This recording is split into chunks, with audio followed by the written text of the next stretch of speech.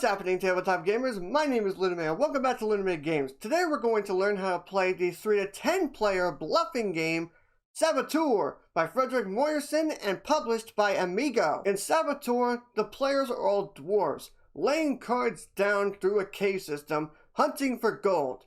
But not everything is as it seems. Some of the players are actually saboteurs, trying to deviate the path from the miners so that way they can try to get to the gold and steal it all for themselves. Let's get to the table and let's see what's in the box.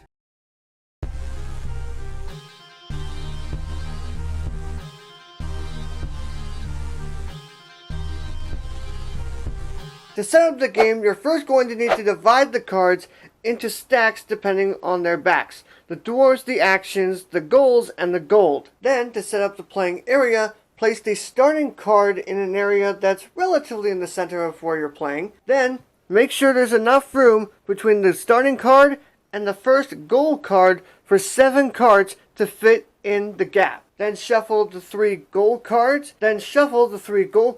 Place them in a column like this with the middle card lined up with the starting card, and make sure there is 1 card's worth of space between each one. Then take the action cards and the gold cards and place them face down in their respective decks near the gold cards. Finally, take a number of Saboteur cards and Dwarf cards and put them together in a single deck depending on the number of players. I'm doing a 4-player game, so I'll do 1 Saboteur and 4 miners. Shuffle that deck together and then deal 1 card to each player. Each player will then look at the card that they were given in secret, then place it face down in front of them. Deal a certain amount of action cards to each player depending on how many players are playing. Once you've done everything previously stated, you are ready to begin. Starting with the youngest player, on your turn, you must play 1 card. There are 3 ways you can do it. You can either play a maze card to help build the maze, or you can play an action card, resolve its effect, and then discard it, or you can just simply discard a card face down to the discard pile. If you choose to add a card to the maze, you can choose to rotate the card however you want, but it must be played vertically, and it has to have all of its paths be able to connect to any paths that are surrounding it. For example, playing the card like this would be perfectly fine. A card like this would also be perfectly fine. But I could not play a card like this because this pathway is facing sideways. It has to go vertically.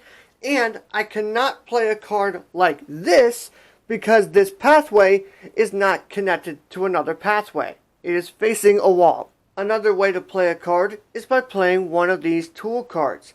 These cards will always be played face up, either in front of you or another player, and they can be used to either help you or hinder another player. If you play any broken tools in front of another player, that player can no longer add path cards to the maze, but they can still play tool cards and discard cards. A player can only have 1 of each broken tool in front of them, and they can only add cards to the maze again if they have no broken tools. That's where these 3 cards come in. These 3 cards that have green circles are fixed tool cards. These will allow you to discard any cards that are in front of you that match the symbol that are on the card.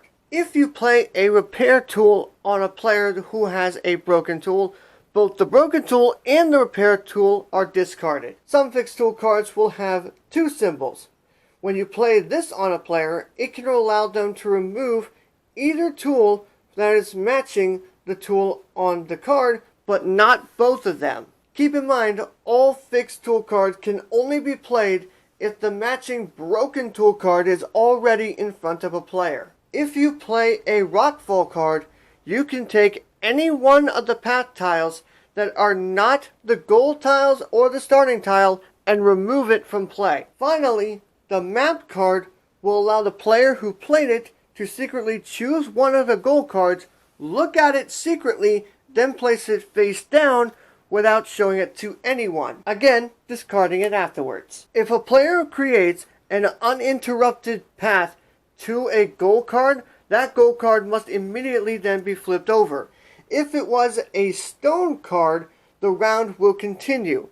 They will place that card back down, face up, and the path must connect to the existing card that was just played. The path on that gold card will now become part of the tunnel. If the gold card, however, was the gold, the round ends immediately. If a gold card's path cannot fully be connected to all the path cards adjacent to it, this is considered an exception to the rule, so this will be illegal, but it will only apply to gold cards. The round ends in one of two ways. Either the gold card is revealed, or when the deck runs out and no one has any cards left in their hand. At the end of a round, if the gold card was revealed, then the miners have won the round. If that happens, the player who revealed the gold card will then take a certain amount of gold cards equal to the number of miners, look at them in secret, choose one to keep, and then pass the rest to the remaining miners, skipping the Saboteur. They will also choose one until each miner gets one card. If the round ends and the gold card wasn't reached,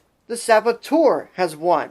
If the Saboteur wins, he draws gold cards from the deck to make a total amount of a certain amount of gold nuggets, depending on how many Saboteurs are in the game. Make sure everyone keeps their gold nuggets secret until the game ends. If at the end of a round, the gold card was not revealed and there were no Saboteurs, then no one gets anything.